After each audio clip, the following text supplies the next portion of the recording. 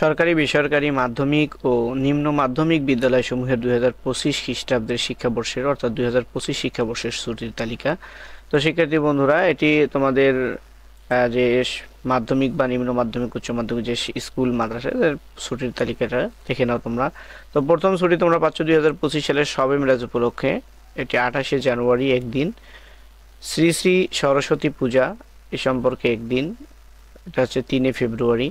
তো এইভাবে তোমরা সব থেকে বেশি যে ছুটিটা পাচ্ছ সেটা হচ্ছে রমজান উপলক্ষে, পবিত্র রমজান, শুভ দোলযাত্রা, তারপরে স্বাধীনতা ও জাতীয় দিবস 26শে মার্চ, জুমাতুল বিদা 28শে মার্চ, শবে কদর 28শে মার্চ, ঈদুল ফিতর 31শে মার্চ।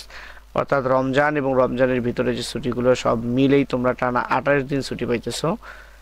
এটি হচ্ছে তোমাদের সব থেকে বড় ছুটি। তারপরে এখানে তোমাদের ঈদুল আজহা, তারপরে গ্রীষ্মকালীন অবকাশে 15 দিন পাচ্ছ। এই সব থেকে বড় ছুটি এই দুইটাই। তো টোটাল তোমরা এখানে এটা পাচ্ছ। আর তোমাদের শীতকালীন অবকাশ সম্পর্কে 11 দিন ছুটি পাচ্ছ। শীতকালীন অবকাশ, বিজয় দিবস এবং যীশু খ্রিস্টের জন্মদিন বা বড়দিন 25শে ডিসেম্বর, সব মিলে এখানে 11 দিন। তো সর্বমোট টোটাল তোমরা যে ছুটি পাচ্ছ 2025 সালে 76 দিন।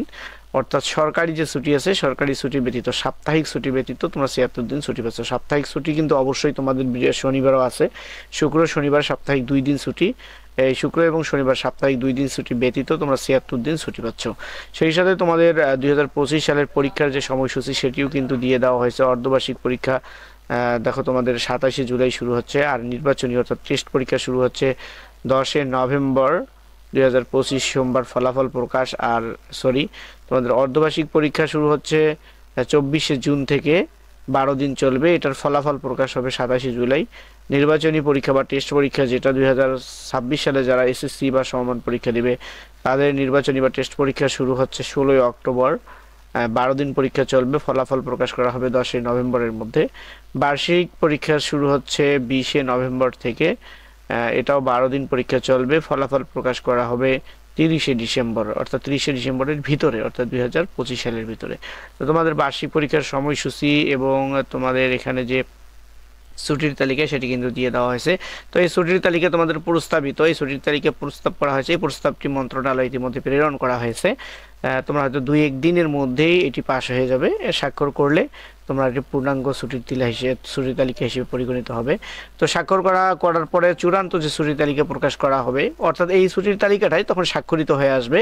তো স্বাক্ষরিত হয়ে আসলে তোমরা পুনরায় আরও একটি ভিডিও পাবে। তো এই ছুটির তালিকা যদি ডাউনলোড করতে চাও, ভিডিওর কমেন্ট বক্সে পিন আপ করা থাকবে একটি লিঙ্ক, তোমরা সেখানে ক্লিক করে এই ছুটির তালিকাটি পিডিএফ ডাউনলোড করতে পারবে। অবশ্যই ডাউনলোড করার সময় একটি কমেন্ট করে জানিয়ে দেবে। শিক্ষা সংক্রান্ত আপডেটগুলো পেতে চ্যানেল সাবস্ক্রাইব করে সাথেই থাকবে।